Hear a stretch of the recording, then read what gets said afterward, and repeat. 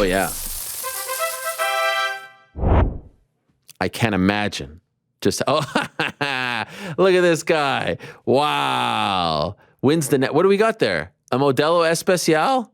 Look at that. Double screen, taking up New York Rick's real estate. I mean, if this isn't a flex, I don't know what is. Wow. It's good to be the king. This is amazing. That is actually amazing that you're able to go on both screens.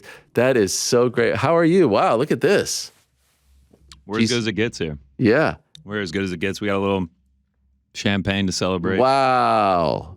We got our cigar. Is it lit? No, L-I-T? It's not lit. Oh, I don't know.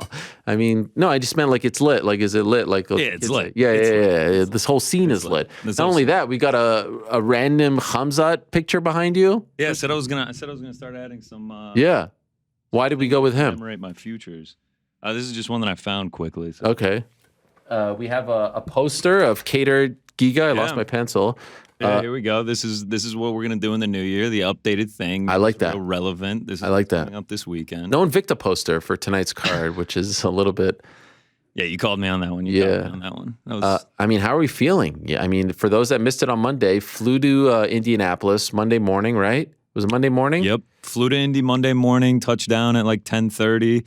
And then we just got in the right headspace for the rest of the day, obviously. Joined you at around 1 o'clock and then went to the game that night. Where'd you go? Applebee's beforehand? What did we do? Applebea's. Got the some molten poppers. lava cake. Yep, The poppers, did everything like that, and then made our way over to the stadium. I have never watched. So would you rank them for us? I mean, I put out the tweet yesterday. I mean, life has just been so great for you ever since you joined this squad. You left game night. You came here. Braves. The love is real. I mean, it's incredible. I think the whole state of Georgia should be thanking us for all the good luck. I think so too. Fortune. I honestly think so too. The governor should get an official statement thanking us. It would be nice. It would, not us, me in particular. But, okay. Maybe when Herschel Walker gets elected. Yes. Oh, that would be nice. He has been on this show before. Really? Oh yeah. Yes. The MMA stuff. The MMA stuff. Yeah. He was a total mensch. So I have never watched I've never been able to see my favorite team win a championship, certainly not in person. What is it like actually being, because I can imagine, it's like there's a part of me that actually thinks that it would be absolutely miserable, right? Because you're so nervous, you're so tense. What's it like actually being there as a fan? I mean, you kind of nailed it. Like, it was stressful. Like, it was so stressful the entire way. Like, you are living and dying with every single play that you're watching. And, like, there were a couple Bama fans around us. So when you guys are doing bad, they're cheering a lot. And it just gets that much more annoying. And, like, it's just, like, I had never, since the last time they were in the Natty or the Falcons in the Super Bowl, the Braves never had their back against the wall in this World Series where they had to win the game. So, like, this was, up there as, like, I've never wanted a team to win so bad in my life. And, like, I'm watching it unfold in front of me. And it, like, worked out for once in my life, which is just incredible. So, I mean, it was. Are they number one for you? Yeah, like, that's the thing. They're number one. Like, the Braves are kind of down the list. Like, I'd probably go Georgia and then Falcons and then, Hawks and then Braves. I mean, Georgia, Thrashers? Where do the Thrashers fall? Thrashers would have been 2 if they were still around. Right. I, believe in Blue Land. I was a big Thrashers guy. I still got my Thrashers jersey, wear it to every hockey game I go to. That's a sick jersey, by the way. Kovalchuk? Super. Well, there's no name on the back.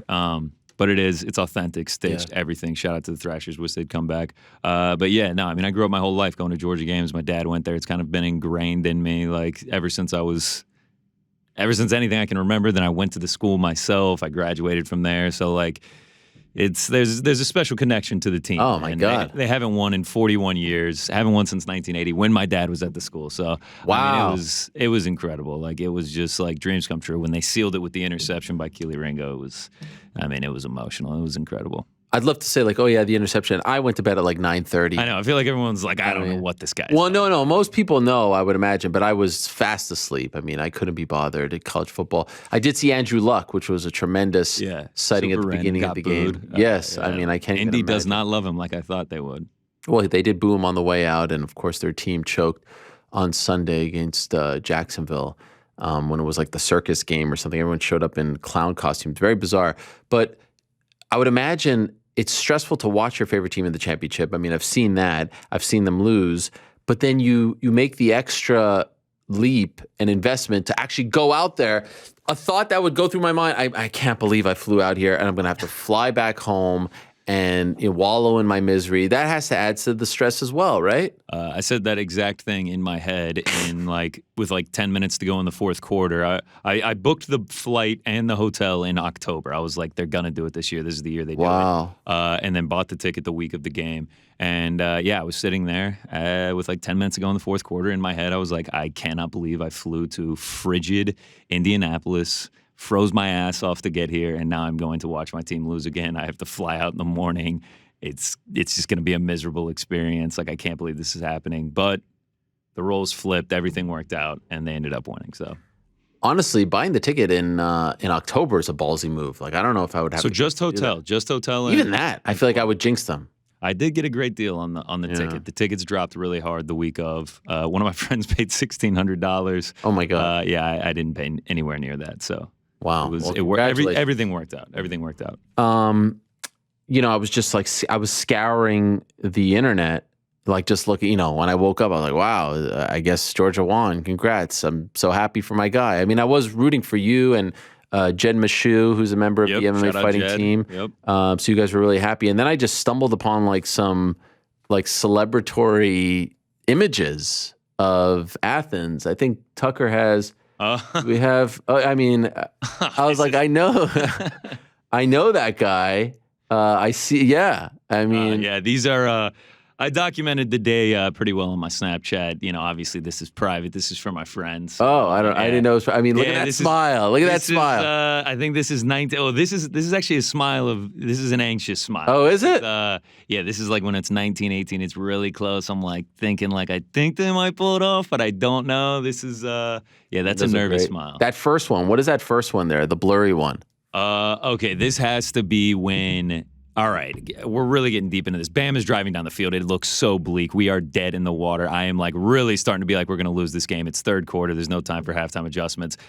Alabama's going to kick a field goal after dropping a wide open touchdown. I can't believe they dropped it. They kick the field goal. We block the field goal. Everyone goes crazy. And then next play, we hand it off, 70-yard run. And this is the reaction to that. It was it's a beautiful thing. Although, honestly, do people still use Snapchat? I only use Snapchat for my friends. I don't post stories on it. I don't do any of that. I just send it videos that I want to send to my friends without having to text them. That's how I use Snapchat. And why is that? Why not just text them? It's easier? Yeah, Snapchat, I can send it out to a bunch of people. I don't have to download the video. I don't have to do anything of that. Wow. Put filters. Did you see how great that filter was? Dogs in Indy, a customized Yeah, filter. I just didn't know. I didn't know anyone over 14 was using Snapchat these days. That's all. I was surprised. I knew Tucker had something up his sleeve. I had to log into the system for him to put that in, but I didn't know what it was. So it's good to find out now. That was all Tucker, by the way. So you can, no, that was, you retweeted it, if I'm being honest. It wasn't that hard to find, but I thought it would be some nice imagery for this moment. So, all right, congratulations. You're now back down to earth. You're feeling good. I don't even know. I don't even know what that feeling is like. If the Bills won, if the Knicks won, I would never be one of those guys who asked for a repeat. I feel like that's very selfish. It's gluttonous. I just want one. I just want to know what what you felt. Is literally how I feel, dude. I got one. Yes. That's it. Bama fans are talking on the way out. We'll be back next year. We're great. We got Bryce Young. I'm just don't care. Don't care. Bless. We got our one. It's been 41 years. I've never seen it in my life. We got our one. I am satisfied with this. Obviously, as we move along, I'll cheer for them to win championships. But just getting the monkey off the back is it's incredible. And 4 months ago, I was just like you. This is a great example story. I had never seen a title in my life, and now look at you too, man. I hope the MMA Hour brings me some good luck in a month or so. By the way, is there a parade? Do they do parades for? College football? No. I don't know. They'll do something in Athens. I thought you were going to actually have real pictures from Athens because it was a madhouse. No, that's all we care about. Yeah, they tore the city to the ground. All right, let's talk some MMA. We got an event. I presume we'll start with Invicta and move our way down LFA, UFC. We got one bet for each fight on the Invicta card tonight. But okay, can I ask, what about Al? Those impressions? Oh my gosh, dude, he was fantastic. And I was doing the closing the eyes. I was actually turning away, and I was I'm trying to just listen, and it's dude, he could really fool you. Amazing. The Conor one is just incredible. The Conor one is spot on. The Mark Wahlberg one was sneaky, really accurate. Yeah, De Niro, you have to watch his face. His face when is it just... smushes up the face. It's all time. What an absolute legend. Wow, what a skill. Okay, so what do we got for this weekend? We're back. Where's my pencil? I lost my pencil. We're back. No, I don't know where it is. This card it's getting a little messy. We're losing a lot of fights. We're getting replacement fighters. I think we're down to 11 fights now. So Rosa hit me up this morning on the plane. He's like, I just accepted the... Yes, he hits me up this morning, Rosa, on the plane. He's like, I accepted this fight at 4 a.m. I got a flight. I actually reached out to them to fight Ilya Topuria, who was supposed to fight Movsar Evloev next weekend. They're like, yo, we got this other opportunity for you against TJ Brown. Mowgli Benitez is out. And he's like, yeah, cool, I'll be there. And I was like, how much he weighs? Like, I don't know. I think 170. We'll find out when I land. I was like, wow, what a gangster. Yeah, this card is going to be ridiculous. He's a pretty big underdog. I don't think I like Brown at that big a chalk. Don't know if I'm going to play Rosa, but yeah. So I got 2 singles for you right now and 2 parlays. I could add some as the week goes along. We might end up losing some, but here we go. We'll start off with the first single. All right. Might be the toughest name on the card. We were practicing it before the show. Saeed Yakub Kakramanov. Yeah, you nailed it. Nailed it. Freaking nailed it. Over Brian Kelleher. I'm going to take him at -150. Kakramanov. He's going to have the height advantage, 5-inch reach advantage. He has the age advantage. Kelleher, he obviously is going to have the experience advantage in this one. But when you look at his track record, like it feels like he beats who he's supposed to, and then he kind of falls short against really talented guys. He's 2-2 in his last 4 fights, 2 wins as a favorite, 2 losses as an underdog.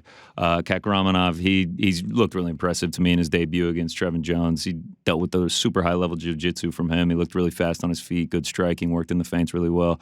And I think if he can avoid Kelleher's power, he'll have the advantage on the feet, use that reach advantage, and I think we saw he can handle himself on the ground, avoid a Kelleher submission, and I think he'll be able to get a win. So I'll take him at -150. Okay.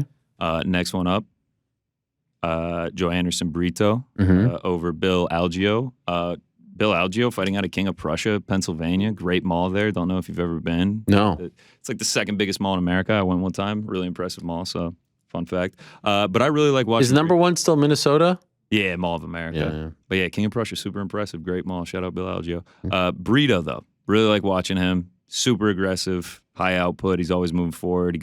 He's super aggressive with takedowns as well. And we've kind of seen Bill Algeo's, he's hittable. He likes to use that length, weights on punches, use that counter strike. And I just don't really think that's going to work out well against Brito in this situation. And you have to think also Brito is going to get this to the ground. I mean, he gets super aggressive with him. And Algeo's been taken down at least 3 times in all 4 of his UFC fights, 8 times against Ricardo Ramos, 4 times against Spike Carlisle, 5 times against Ricardo Lamas. Like he gets taken down. We've seen he's susceptible to being taken down, and I think he's going to get taken down here as well. I think Brito's going to have the ground advantage, striking advantage. He's obviously going to have the aggression advantage, and I think Brito's going to be able to get the win here as well. So I will take him at -130. All right. And then we got 2 parlays, 2 legs. This is the first one. Wow. No, this is the recap of the singles here. Yes, I was like, okay. Romanov and Brito. Yeah, I really got thrown off there, even though I made the graphics and gave the order for them. So that is not on Tucker. That's on me. We'll move to the first parlay, though. I'm going to go with Slava Borshev. Slava Klaus. Shout out to Uriah Faber, the man coaching him. He's going to be taking on Dakota Bush. There it is. First thing to mention about... This is the prop parlay. We're really getting all over the place here with the graphics. Yeah. There we go. Now we're on the right one. I slid in the reaction shots, and it just kind of screwed everything up, so that's on me. No, I think this is also on me. I don't think I led Tucker well here, so this is my fault. They're my graphics to be made. Slava Kalas, first thing to mention about him, I mean, his 5-1 record is misleading. That's just his pro MMA career. Dude is a veteran kickboxer, fought K1 rules, Waco kickboxing world champion, European champion, Russian champion, former captain of the Russian kickboxing team. I mean, he's been around the blocks when it comes to getting in a ring. He also looked good on the Contender Series. He's elusive, nice counterpunching. We saw him get taken down, but he just seemed to get right back up, and that's probably what Dakota Bush is going to try to do in this one. We saw him go for 6 against Austin Hubbard. He only landed 1, and he kind of looked tired as the fight went on. So if he can't keep Slava Klaus down, which I don't think he's going to be able to, Slava training at Team Alpha Male. Shout out to Uriah Faber. Well, it's actually Team Alpha. Oh, just MMA. Team Alpha. Well, we were dropping the male. I like that. We're being inclusive. Hopefully Uriah Faber is going to be able to be in his corner this weekend. Yes. He's getting good grappling training there. So I don't think he's going to be able to do it, if not be able to just hold him down. So to win. I think Slava's either going to knock him out or be able to outpoint him to a decision. And then the second leg of this Every time I hear of Slava, by the way, I think of Stephen A. Smith saying Slava Medvedenko. Remember you always used to say that? No? No, I don't remember that. All right. Second leg, Giga Chikadze. Oh, yeah. I mean, on this week of all weeks, you're crazy if you think I'm going to pick Cater. How could I possibly go against the Georgian? I mean, Right. this is a no-brainer for me. I was wondering where that was going. I thought you were going with the Pats angle because he's a Pats fan. Nah. Well, there it is. Yeah. There it is right there. There's the double down on it. I mean, it's the week of Georgia, and that doesn't stop just because it is the country. So we're going to be riding Giga. In all seriousness, though, I think my biggest concern for him is getting knocked out by Cater. He's obviously a super sophisticated boxer. He's probably getting undervalued here, honestly, after the Holloway fight where he landed like 400-something punches. But I think Giga's going to constantly use the kick, stay at range, use his versatility. I think he just wears on Cater over the course of the 5 rounds. I think either we're going to get a late finish or Giga's going to be able to stay standing with him for all 5 rounds and be able to get a decision. And that one pays out plus 123. Plus 123. And Giga is minus 320, huh? Yeah, minus 230. Minus 230. I can't. Did I write minus 320? No, I can't. I actually just guessed. I saw a 2. I saw a 3.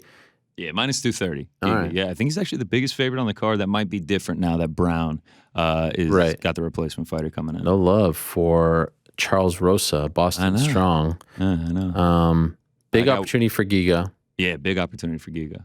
First UFC main event. He's been talking a lot of smack about Volkanovski. Jeez. I know that is like a little bit of a concern that he looks ahead and gets a little too big of an ego. But the thing with Cater is the last time we saw him was almost exactly 1 year ago. It's like 364 days ago. Was beat up pretty badly by Max Holloway. So there's a lot of questions about Cater, I think. Now, I think people forgot how good he looked up until that Holloway fight. Right. There's levels to the game. Holloway clearly, number 1 or number 2 best featherweight on the planet, depending on if you think he deservedly beat Volkanovski, what was it now? 1 July ago. But that layoff plus the beating he took has got to lead to some questions. Giga has been a lot more active. He's had some big wins as of late. He's never fought quite on a stage like this in terms of main event, but it's back at the Apex, so there's not a ton of pressure there. I'm curious. And he's very upset about Volkanovski. Geez, calling him chump and all this stuff. Very. I think a lot of questions are going to get answered about Cater on Saturday. And I don't know why Giga's going for the title fight when he's fighting this weekend, when he's just talking all this smack. Well, this is what I talked about on Monday, just the disrespect that has been thrown towards Cater. People, forget Giga, but people just saying hey, Giga should fight Volkanovski next. Yo, man, he has to beat this guy first. You could say if he wins, or you could say on Saturday, let's talk. And especially with them moving that featherweight title fight to April, 3 months is, if this fight ends up being, let's say it's a cakewalk for Giga, 3 months is plenty of time. He would, of course, take that fight. So there is a part of me that's a little surprised that they didn't wait. But honestly, I'm not surprised because A, Zombie's a bigger name, and B, the champ wanted Zombie. And when the champ wants him and they want to get this all said and done, Giga's going to fight someone else. And there are fights for Giga to have. If you just, let me quickly look at the rankings here. Giga shouldn't feel like he is being slighted. Yeah, what's Giga at 8 right now? Fighting 5? Yeah. And, there's Josh Emmett. Josh Emmett versus Giga would be a fantastic fight. I have heard that there have been some talks, nothing official just yet, just talks of perhaps, I know they want Arnold Allen, who's the forgotten man at 145, our good friend Arnie, to fight on that March 19th card in the UK. It hasn't been officially announced for London, but that's where they want it to be. And actually, I've heard that there's been some talks of Arnold Allen versus, get this, Dan Hooker. Wow. 145. I actually saw a picture of that. People may be thinking about that. That would be No, they stole it from my 2 Cents Tuesday yesterday. But that's fine. That would be a great, you could have them back-to-back on the MMA or maybe together. Those are two show favorites, yeah. But not close to done. I just heard that that's what's being discussed. At some point they're going to, announce that card. There's still no main event as far as I know.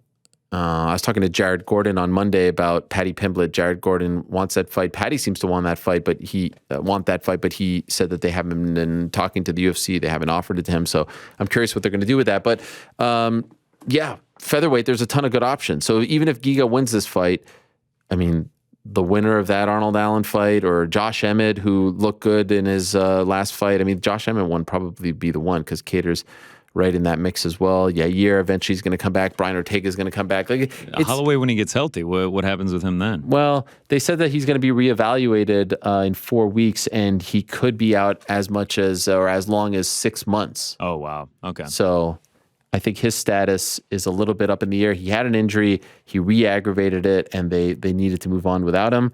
And, it's unfortunate because that was the fight to make.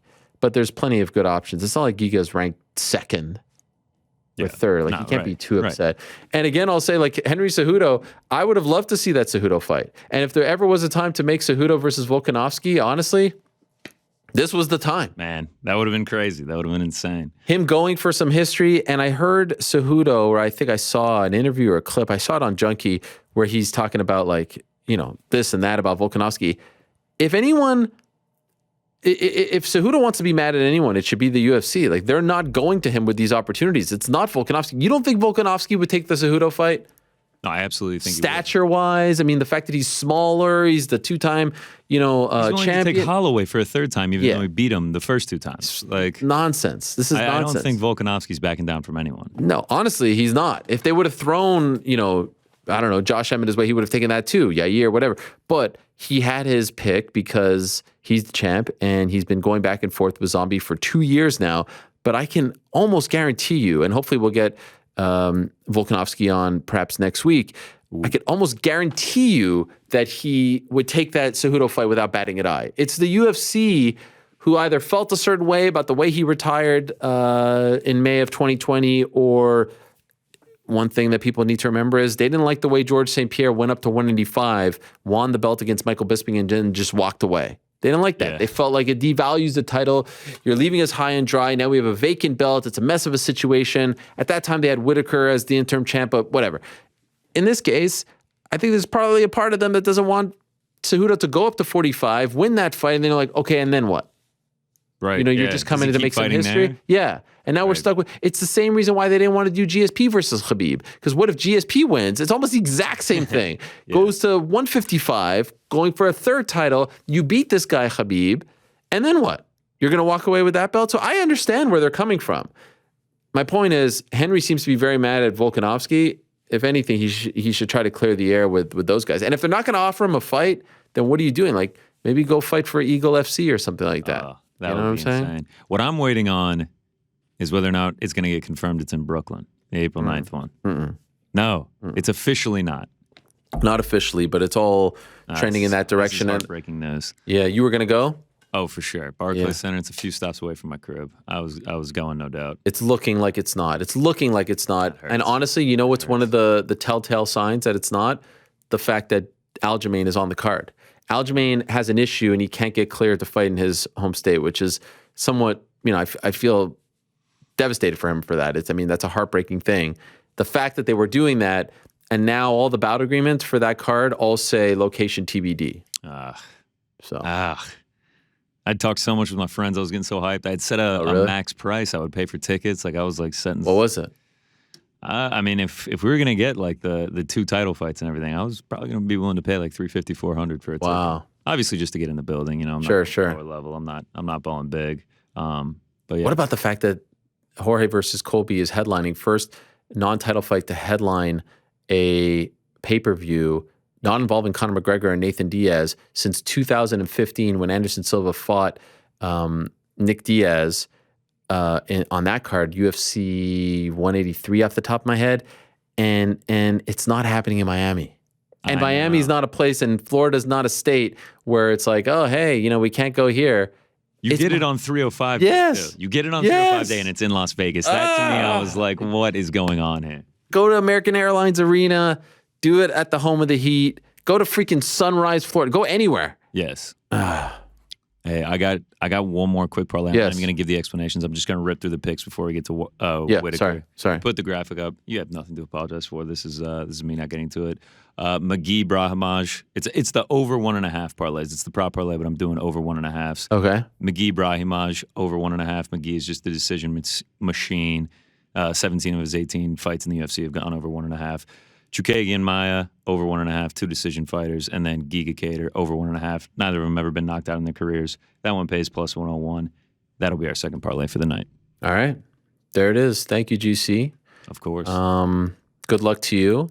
And hey, shout out to the good folks over at Invicta. GC doesn't want to bet on them for some bizarre reason, but they do have an event tonight, by the way, which you can watch online.